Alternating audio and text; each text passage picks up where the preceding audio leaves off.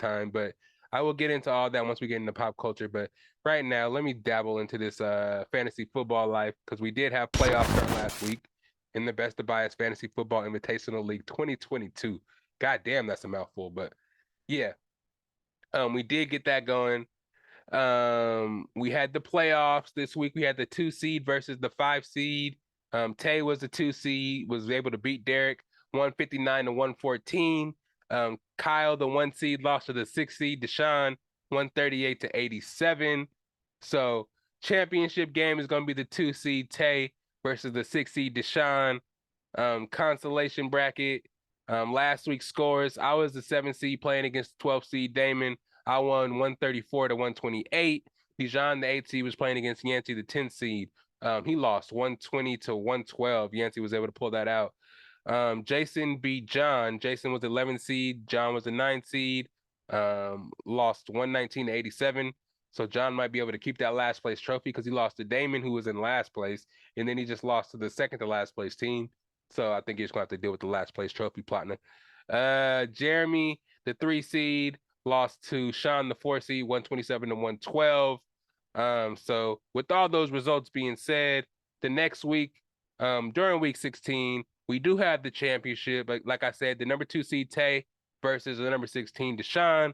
Congratulations, guys. Way to make it. Tay, you said you're gonna be there the whole time. Now you're there, so you got to show out. You got to prove it. Deshaun, I was come from behind. You was in last place, not last place, but down towards the bottom a lot of the season, and you made that push towards the end, and you there now. So you got to prove to everybody that you want this money. Payouts: 450 first place, 150 second place, and $50 for third. Total of $600. Consolation bracket.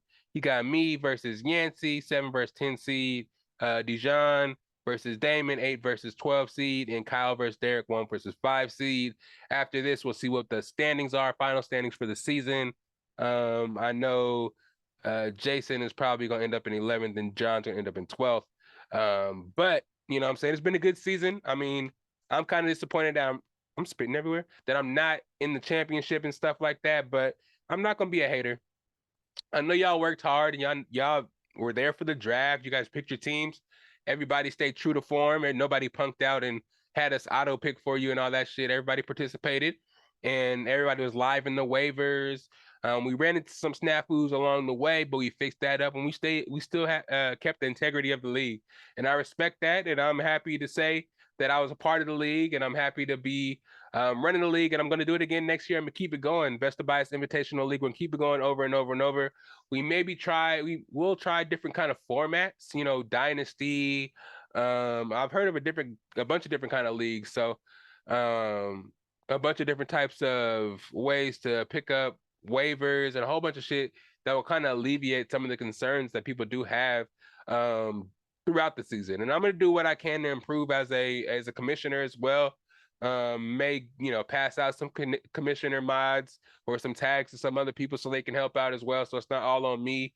Have a little committee, you know what I mean, and just keep sprucing it up and keep making it more and more legit. We need to get in one place for next year and actually make that draft happen, kind of discuss some penalties for the last place, and kind of all like pitch in for a big trophy for the winner, you know what I mean. That way we can keep it live, keep it legit, and just keep the tradition of it going.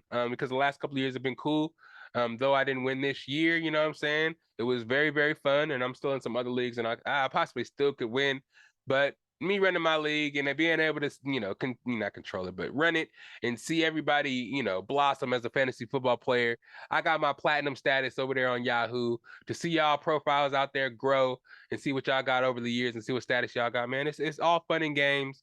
And it's been cool the last 16 weeks, you know what I mean? It's been a long one, but this is what we do, man. This is what we in it for. Win that money, competition, talk to the homies every week. It's something to unite on some shit. There's hella political shit going on in the world, and it's cool to see everybody put those differences aside and just play some fantasy football and just get to it, man. It's a very, very, very, very, very cool sport. I'm happy that it's so heralded around the world and so many people are interested. It kind of it kind of blows my mind to know how far and how long fantasy football has been going on. You know what I'm saying? They talked about, like, I hear Bill Simmons and them talk about fantasy players from back in the day. I was like, damn, they play fantasy like this back then. They have people like years and years and years in who make money annually probably off of fantasy football leagues because they out here just balling like that. But DraftKings though, y'all been slacking on that. I don't know why y'all not been in DraftKings and fucking with us, but yeah. It's the best of bias. You need the earful, you should try us. From pop culture to the movies to Unitas. It's the best of bias. Your best of bias.